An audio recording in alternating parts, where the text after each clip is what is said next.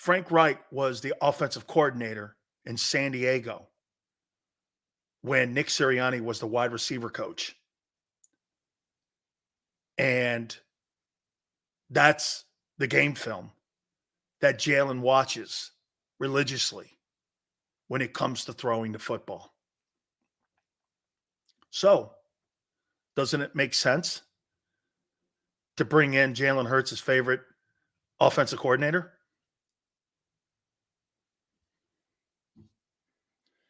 You know, I got to tell you, man, that whole charade last week with Sirianni and that whole bullshit thing that they had with those press conferences, parading out Sean Desai like he was the coordinator, him saying no changes will be made, and we have all our guys in the building, then doing that padded practice, then doing those stupid up-downs in front of the cameras, you knew something was coming. You just didn't realize that they would have complete chaos in the building. And before I bring Angelo on here, no wonder Sirianni hated him. Because you know why? Angelo knows who he is. Angelo knows the organization. They're doing the same shit right now to Nick and to Jalen that they did to Doug and Wentz.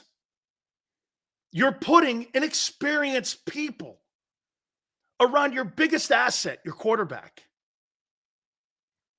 Why would you have a $50 million quarterback and a training wheels offensive coordinator around a guy? Why? Power. Control. It's in the book. Okay? The more I read it, the more I understand how Angelo, I'll tell you what, man, he's one of the last of the dying breed, because I told you guys this too. You know, Darius Slay's texting me on my DMs now. He's telling me, hey, I'm a team guy, this and that. I don't give a shit about being Darius Slay's friend, because I may have to say something critical about him, and he may not like that.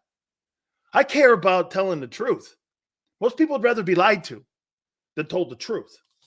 Let's bring Angelo Cataldi in right now. And hey, by the way, he is Nostradamus, okay? Give me the side view. I got to have the side view again. Angelo, the side view with the nose. There he is. Angelo Nostradamus. He said a 3-game losing. Can you hear me, Danny? Angelo, here you go right here, Angelo. How's the book doing? The book is doing great, and so are you. I don't even need to come on. You are speaking the truth all the way across the board. That whole debacle with the defensive coordinator, that wasn't Sirianni. It's never Sirianni. The only reason Doug Peterson's not here is he would not do the bidding of Jeff Lurie, the owner, and Howie Roseman, the general manager. This guy here, on Tuesday, I'll tell you, we don't have a problem with our defensive coordinator. And then the next day, he's setting up for the new guy, who, by the way, Matt Patricia, awful, not a good defensive coordinator. What do we got? We went from bad to worse. It's unbelievable. And I got one other thing, Danny, because I'm frustrated by people. I'm frustrated by hosts, not you, and others who want to talk a lot about the Eagles' offense, et cetera, and you have every right to. They're not playing well. But there was a minute 52 to play and 92 yards, and the Seattle Seahawks had a backup quarterback with one timeout, and he went right down the field. I mean, right down the field. Just basically targeted James Bradbury and unmasked him as a has-been. And nobody did anything to protect it. Nobody, not one blitz, nothing to try to put more pressure. You had a defensive line that did nothing, and the secondary and the linebackers that we know are substandard. That was, I swear to God, when they were at the 8-yard line, I said the Eagles are going to lose to Seattle. They're going to drive the length of the field because that defense is awful. And I've been saying it on your show every week now for a month. Awful, Dan, awful. Angelo, tell me if this is not the definition of dysfunctional. Ready? So Desai's not the coordinator. He's still the coordinator, but he's not the play caller. Patricia's the play caller, but he's not with the designation of DC. And you still have the guy in the building, and you parade him up there and go, there's the guy who just got fired.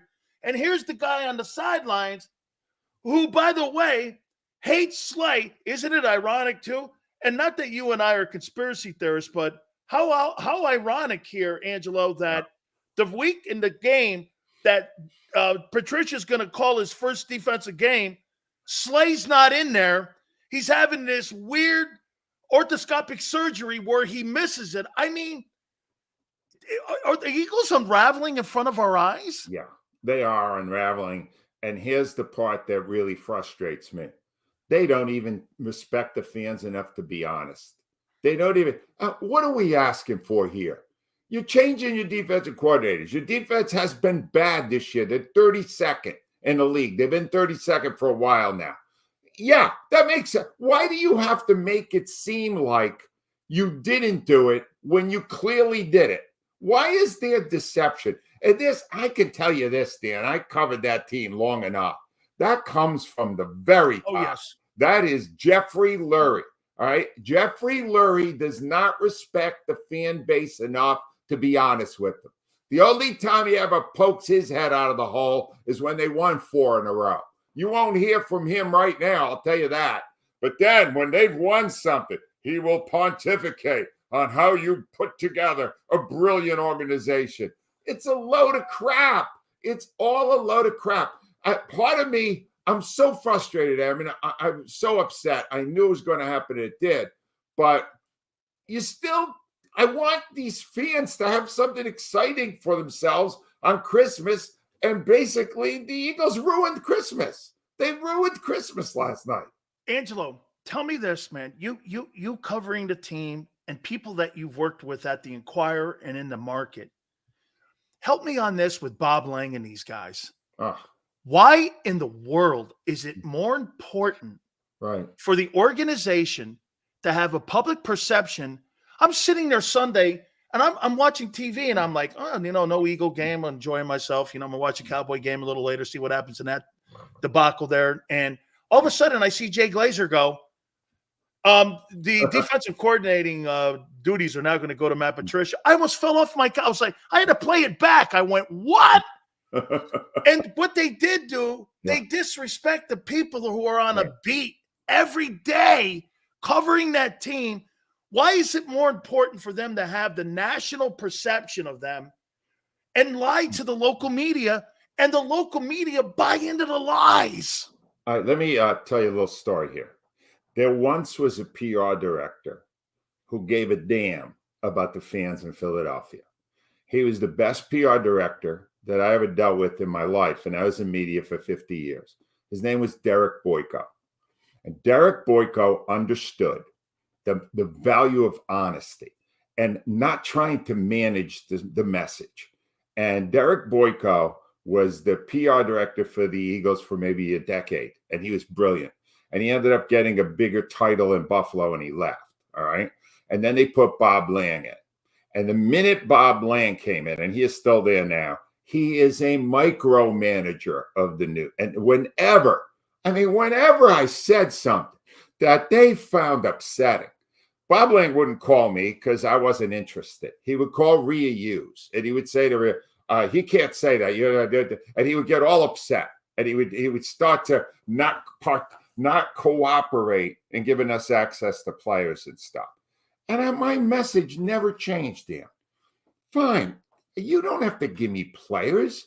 We're only doing it because it's mutually beneficial. I don't need them.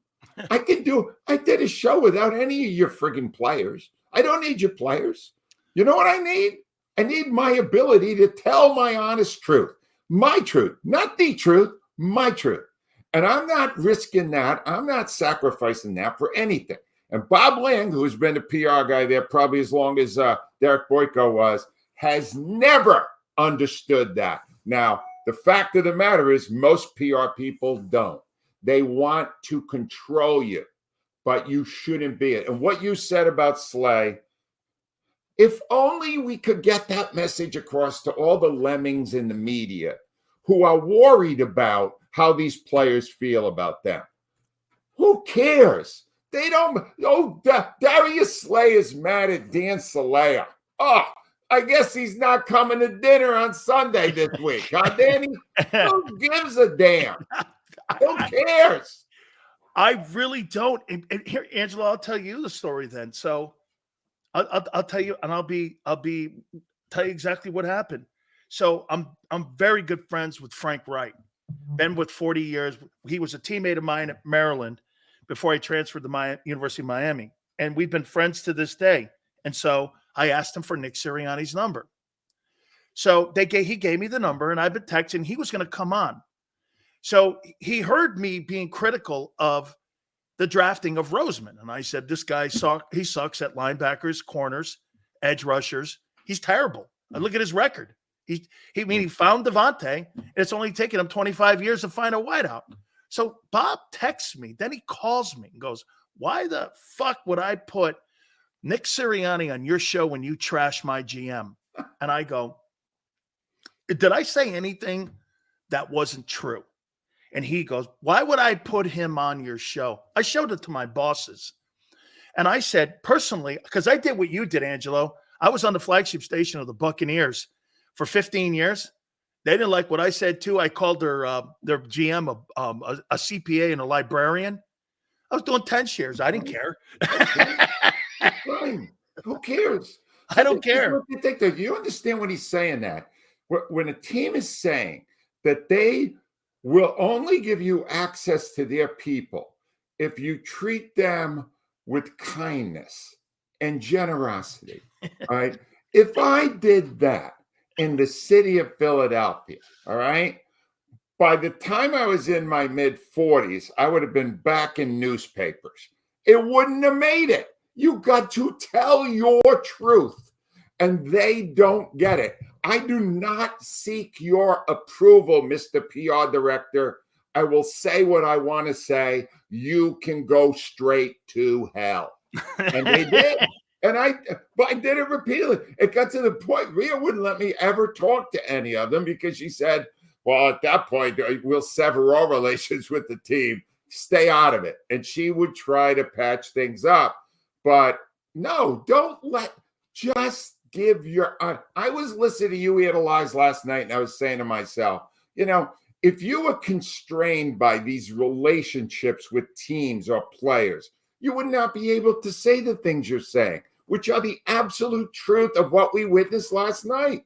And that's why you have a job, because you are giving the actual truth without all this concept of being in a business relationship like the teams that the networks that do the games, they're all beholden to the teams. The only people that aren't are people like us who are willing to tell PR people and people on the teams, screw you, I'm going to tell what I see. Get this, Angelo. Get this, Angelo. That's why Sirianni went on the NFL Network. People don't realize that Jeffrey Lurie is a part owner of the NFL Network, and it's going to put a narrative out there about how they want this firing to be perceived once it comes down. Now, I'm going to lead this into you with this. Is Sirianni everything now you thought he was? Is that I don't think he's a good coach. I just don't. I'm trying to, his record's good. His record's really good. So I can't just say he's not a good coach, but I'm more concerned right now about you, Dan, because you really wanted to get Nick Sirianni on your show. Yeah, and I had the number. I have to ask you something now. Were you assessing the show and saying to yourself, I don't have enough bullshit on this show? I need to get Sirianni. I interviewed Sirianni for 3 years. I never got a damn thing that was worth anything out of him. I never got a damn thing. Every single time I talked to Doug Peterson, he gave me honest answers to questions. Sirianni never did. Not once. I can tell you right now. So they were wasted segments. He wouldn't just repeat what he said at the news conference the day before. He would pretty much use exactly the same words. It was like he had a script. You weren't getting anything out of Nick Sirianni. Nick Sirianni is a mouthpiece for the organization. and he will not do one thing that would rock that boat. So you miss nothing by not getting Nick Sirianni on. Believe me, if you thought you were going to Goomba him, with the 7 kids and all that stuff, no. Wouldn't have worked. Hey, I thought the vowel meant something. Wouldn't have worked. Wouldn't have worked. He's completely oblivious to that. Yes, men have blinders on. Whatever Howie says goes. Jeff is my master. That's the way that works. What are you kidding me? I have another conspiracy theory, and I got to ask you if you could go down and follow and think that maybe you could connect the dots here. Okay, so the first domino that went was Brian Johnson. Personally, I think Desai. Personally, I think Johnson's worse, but okay. Yeah, so they put an experience for whatever it is, and I agree with you. I didn't see anything different last night. Matt Patricia's in there. How about this one? If this thing doesn't look well over the next couple weeks, is Brian Johnson next? Nick takes over, calls his boy Frank Reich, and you have Frank and Nick and Patricia going into the postseason as your coordinators, because at the end of the day, think about this, Angelo. When they hired Desai, 2 weeks later, they hired a babysitter in Patricia. Yeah. I never knew what he did. I couldn't figure out what his job title was. I mean, remember, they didn't even put him in front of the microphone for like 2 weeks, 3 weeks, because nobody knew what his job was. I mean, will that be something that wouldn't happen in that organization? Or do you think that maybe the owner came down and said, we need more experience in the coordinating room? The owner will never come down and say we need more experience. He might say, we could take Frank Reich for a short period of time. He would be a major upgrade. No question in my mind. Absolutely. He wouldn't throw that pass into the end zone. No. That stupid play last night. That they had the game in hand and they're throwing deep balls to people, to their fourth best receiver. Dumb. But bottom line is, they would do it. But the minute Frank Reich indicated independent thinking, it would be over. You understand? They only want people working for them who will do their bidding. They want yes men. And that's why Doug Peters is not here. That's why the people he wanted to bring in were not brought in. And that's why Nick Sirianni took it. He was a 9th interview. The first 8 got, you know what the first 8 interviews did when they had head coaching interviews? They all said, well, I'd like to make my own decisions. And Larry said, all right, get him out of here. Bring the next guy in. I need one. He'll do whatever I want him to do. It's Angelo. A losing proposition. And they had, I said this last week, I'll say it again. They had a Super Bowl team last year. They had a very good team last year. And they had 2 coordinators. I hated the defensive one, but Steichen was a good offensive coordinator. And they replaced 2 guys who had some experience with guys who didn't have any. No track record for success as coordinators. And they put him into a Super Bowl team. Now, what does that say to you? They don't want experience. They're afraid of experience because experience leads to telling the owner what they want to do. And they want their own say, and they want the people to go along with it.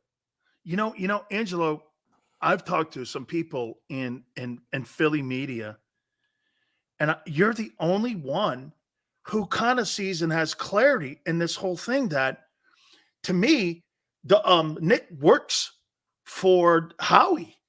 He works for him, and everything is run from that front office, from the way that they go with their offense, the way they structure their defense. You know, somebody asked me the other day, hey, Sills, do you think this thing will turn around? And I'm like, no, because the guy who's above him, these guys have a way of doing business. Yep. There's no feel for the offense. You know what, Angelo? I don't even know if Brian Johnson's a good or bad coordinator, because you know why? When people are going, like you said, you throw that ball in the end zone. You know why he threw the ball in the end zone? Because he was told to. Well, did you hear Sirianni on that? Sirianni said, whenever we get one of our wide receivers singled up against the safety, we got to take that shot. You're going, yeah, if it's AJ Brown, yeah, all right. If it's Devontae Smith, yeah. Not that guy. Queasy Watkins? Quez Watkins hasn't made a friggin' play in 3 years. Quez Watkins, every time they dial his number, disaster follows immediately. Let's try Quez. And then the ball goes up in the air. Quez isn't even trying to do anything. He's letting that guy Love grab the ball. Julian Love just takes it away from him. Unbelievable. And the next, you're going to hear all week now a whole bunch of BS about how, no, that isn't the way it is. If the Eagles had one wish, Dan Sileo, it would be that none of the games be televised so they could lie to you all week. The only problem they have is we're actually watching the game and we're smart enough to know what we see. They would like to tell you things didn't happen that happened. You're watching the game.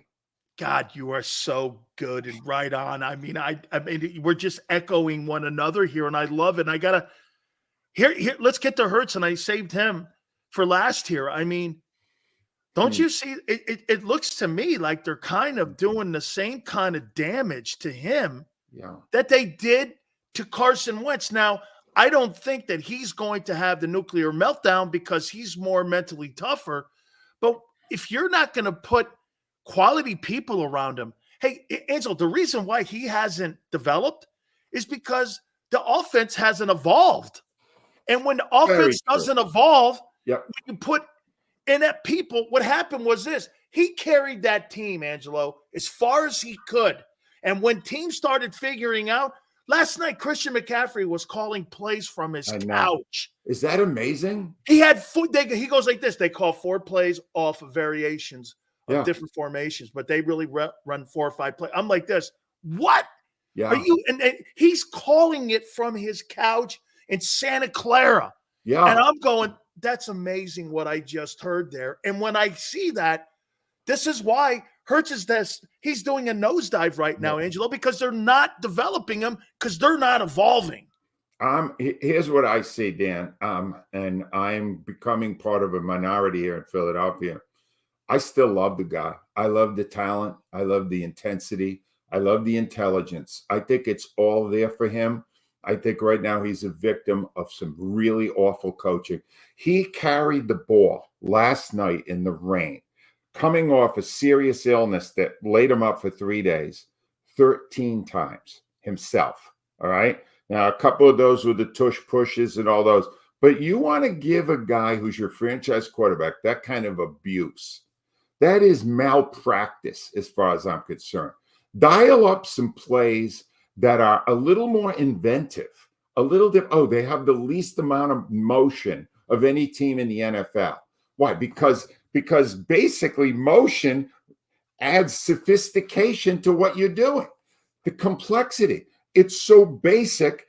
Christian McCaffrey can call the plays when they're at the line of scrimmage. What does that tell you? It tells you there's a coaching void here. There's a problem, a big problem. You should not be able to do that in the National Football League. If you are, then maybe they have to look at the whole organization and find out what's wrong. Somebody in there doesn't know what they're doing. And if it's not Sirianni, then it's the coordinators or it's somebody above them. They got this season. I said it last week. Let Nostradamus say this again. One and done. They're in and out of the playoffs in one game. I guarantee that. I'm guaranteeing it, Danny. One and done. And then man the lifeboats, because then they're going to have to deal with the fact that 10-1 was bogus. And what you're seeing now is what they are. How involved does the owner get in situations like this behind the scene? Very. When Doug Peterson was here, he met with the head coach every Tuesday and gave him feedback from the owner's box on what he was seeing. Whether you believe it or not. Oh, I do. Jeffrey Lurie thinks he is a football sage. He feels he has owned the team for so long that he has absorbed brilliance and that he would like to share it with the organization. So when they win, he will take full credit and he will pontificate on how you build a great organization. And when they lose, he's like the groundhog when he sees the shadow, pokes his head right back under the ground until things are better. I'm not a fan. I'm not a fan of him. Howie, I'm back and forth on. He's put together a decent roster, but they brought in a coach and a coaching staff that is not getting the most out of those players. Is it Howie or is it the owner or is it both? The owner. It's the owner first. Howie is a yes man to Jeff Lurie. Sirianni is a yes man to Lurie and Howie Roseman. There's there are levels of yes men. And that is not the way you build a great team. You need conflict. You need different opinions. You need to try different things. They don't do that in the Eagles, and they're paying for it right now. In your opinion, do they win the rest of their games on the way out the door? You got Giants twice this weekend, Giants. Then you got Kyler Murray in the middle there with Gannon in there. I don't know what that'll look like. And then you finish up in New York. They will finish 2-1. They will lose one of the games. Now, it could be that the final game, they've already clinched their spot. They can't move, in which case they'll use none of their regulars. And then they would lose the final game to the Giants. They're going to lose one of the three because that defense is so bad. Even Tommy DeVito can eat them up. Tommy DeVito right now, and he does not have a chicken cutlet in front of him. He's looking at the tape, Danny, and he's drooling.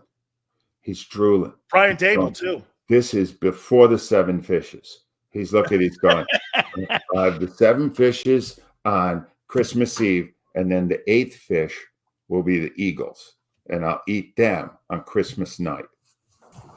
Okay, hang on here. Do we get a chance to get your presents on Monday then? Dan, I'm retired. I'm available all the time.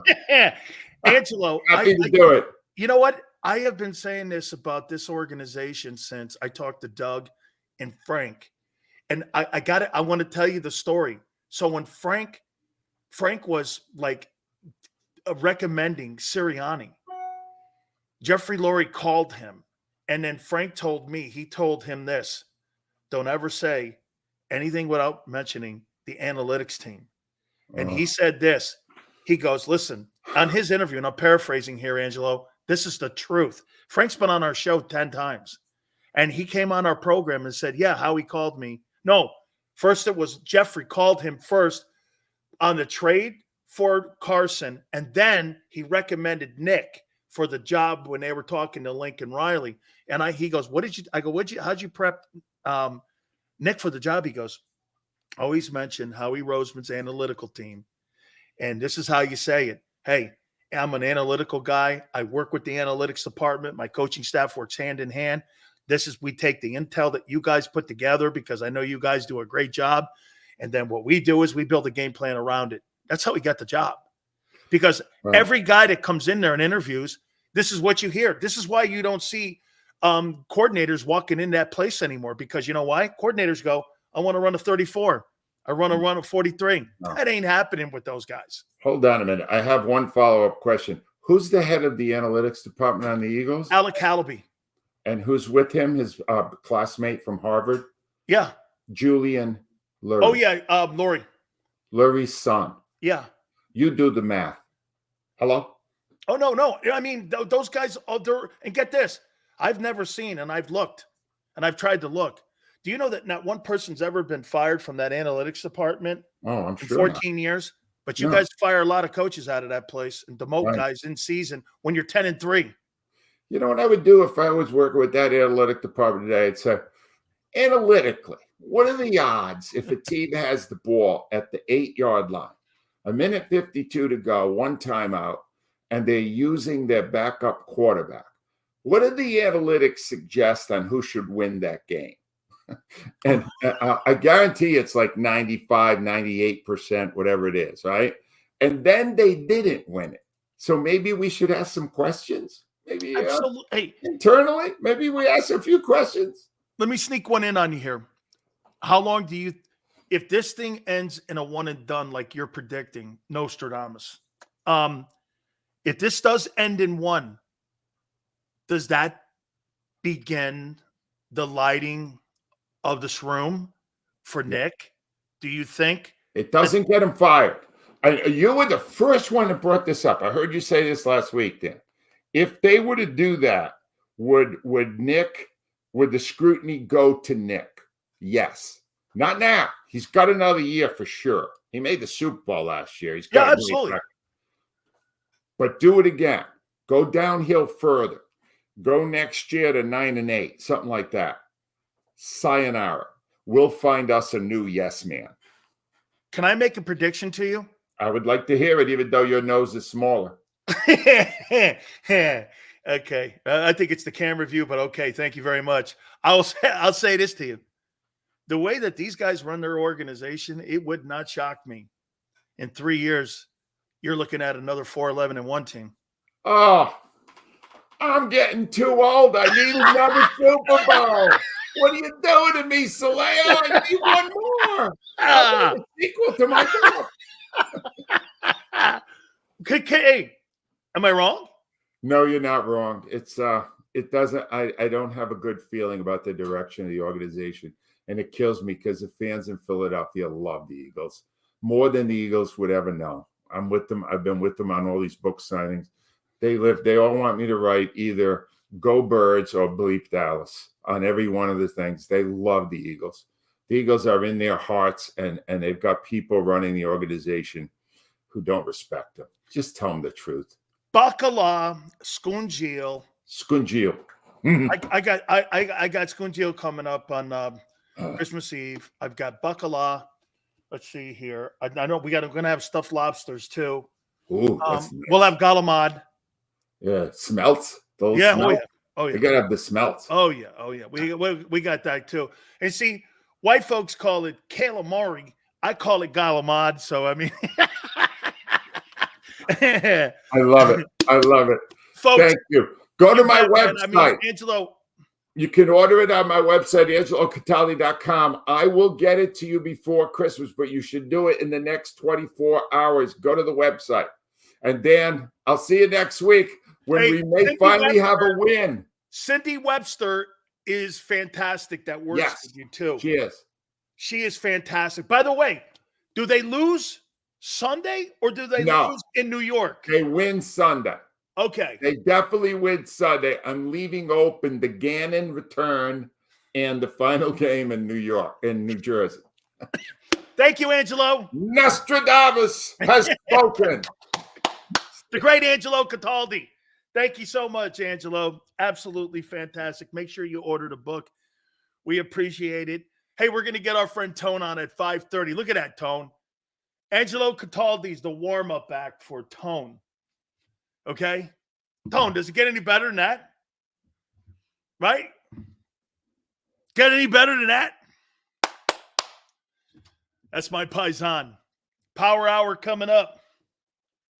I can't wait to hear Tone here, man. Angelo and I are the only people from day one saw through that guy's bullshit. And when the PR department reached out to me and tried that stuff with me, I knew right there what I was dealing with. You understand that, right? See, when you do, like Tone knows, I read tea leaves. And I know most people in life are like anglers. See, I'm not. I told you, I'm like the Joker in the movie Batman. I don't have a plan, but I know when people are planning shit against me. Okay? I knew from day one. And get this, Angelo and I are the only people in Philadelphia telling the guy doesn't have any say. Hey, Tone, no disrespect. I heard about 4 or 5 reporters that went on with Tone and Rob. I swear that Sirianni makes all decisions. There's a guy that's been in the market 50 years. #1 sports talk host of all time, ratings-wise. Ratings, whether you like him or not, doesn't matter. His numbers spoke to it. It doesn't make sense. There's a disconnect. There's an absolute disconnect. Hey, no, I'm going to leave that there. You may have to talk to him again. Power hour coming up. Hit the like button. Keep it here on the National Football Show. Eat chicken wings, buy Hooters things. Christmas is near. Shop, have a beer. Christmas shopping shouldn't be hard. Give your friends a Hooters gift card. This year, stuff their stockings and yours too with a one-size-fits-all gift card. Buy a $25 Hooters gift card and receive a $5 Santa's bonus card. Make it Hooters for the holidays. Eat chicken wings, buy Hooters things. Christmas is near, gift cards are here. Good at Hooters everywhere now. Hooters gifts are always favored.